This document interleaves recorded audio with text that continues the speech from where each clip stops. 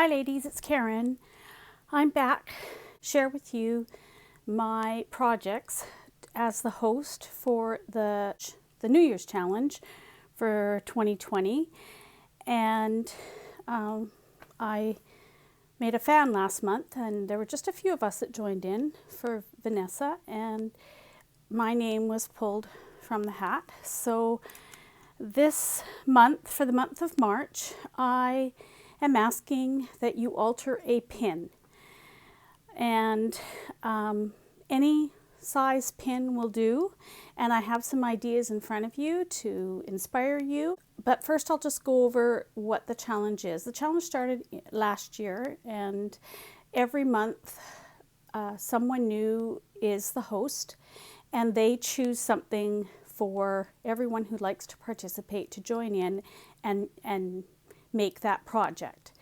And we've had a lot of fun. Every month you make your project. You don't have to send it to anyone. You just make a video so that all of us can look at what you made based on what the hostess has asked, and in your colors, your style, any way you want. And then at the end of the month, the host puts the names of everyone that's participated into a hat and draws out someone, and they are the host for the next month. So I hope you will consider joining in. Last year there was a lot of people participating every month, and it varies because some months people are busier than others.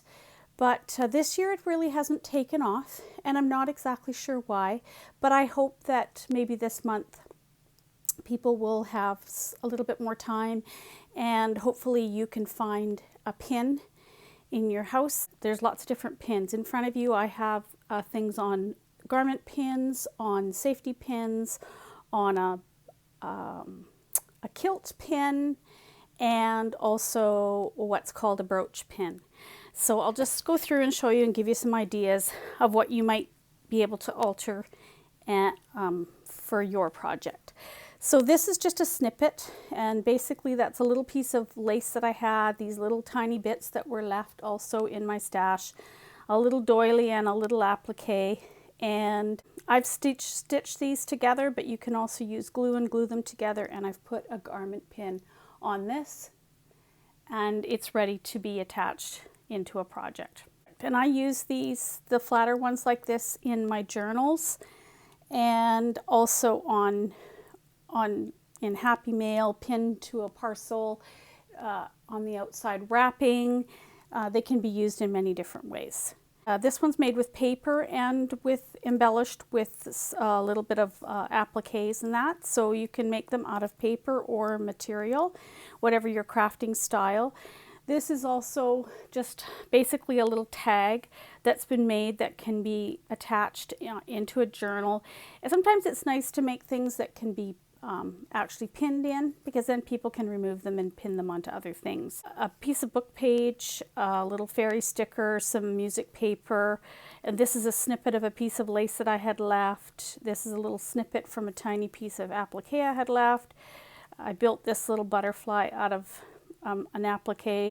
I added a, I can't think of what that's called, but anyway, you know what that is, and attached the garment pin onto it. Some little flowers in the corner. This one is also made with paper, just a piece of music paper, and folded, and then I put a piece of lace down the side, and I put some little stickles in the centers of the flowers. This is a silk flower I had left over from a project, and I attached that up on the corner with some stickles on that as well. And then on the corner, this is just a regular safety pin. Top of this can easily be attached into your project. And then I like to do them like this and then attach them. I'm just going to show you. I've just got a book here that I'm using as my glue book and as for pages. But if you had a piece of material at the top of your page in your journal, you could just pin this on to there, and then this little tassel would dangle out the side of your page. So it makes has a little bit of, has a little bit of a flip spot in your journal, a little bit of texture and something different. And then you have this pretty sort of book jewelry hanging off the side as well. Here's one that's done on what's called a brooch clip, and I've just attached that on the back, and again can be pinned on a project. And this is just a snippet of lace, a little bit of eyelash trim, a couple of little crocheted flowers I made, a little bow with some bling, and one of those little butterflies that I've done before a tutorial on that I just add a little bit of bling to kind of fancy them up. They're just those basic applique butterflies that you get from eBay. And this one is a little bit fancier. This is one I made for a project. This is a kilt pin, and I've attached, this kilt pin is still fully operational. It still can be unpinned. This could be pinned onto the project. And everything is attached to the head on one side of the pin. And this is just a little, this is one of my crocheted doilies, one of my crocheted flowers, another one underneath here, a tassel that I had in my stash, and one of my beaded butterflies. And this looks really pretty, also attached on a parcel to send to someone with Happy Mail. And then these three here are much smaller, and these is something I learned from someone else on one of their videos. I can't think of who it was. If I can think of it, I'll link it in the video below, but they're just book jewelry, and you use a pin. And this one I've put seed beads large seed beads in between some little beads that I have on jump rings, and then a dangle one with one of those little charms that says made with love. And this is a little pointed rhinestone, and they fit really nicely in the hole of the safety pin. But you can also leave that plain. And then all you do is attach a piece of lace on the opposite. So this is actually the side that clips in, the side that you put all the dangles on. And on the solid side of the pin, you put a piece of lace. And this becomes book jewelry in your book, because this gets glued onto your page here. So that, I'll just put it a little lower down because I have that tab there. And then from the side of your book, you see this lovely book jewelry. So it's quite pretty way of making pretty stuff to put in your journals. This is another one. Again, this is a larger pin, and I've put some beads on the one arm of the pin, pinned it into place, put a bling in that little hole on the end of it, a couple pieces of because I didn't have something wide enough, I just used 2 pieces of a little bit of trim, one of my crochet flowers, and a little flower that I had in my stash. And again, that glues onto the page of your journal, and then this hangs down. So when your journal is closed from the side, you have this really pretty, what looks, you know, like a little, like we call book jewelry. And this is just a smaller one too.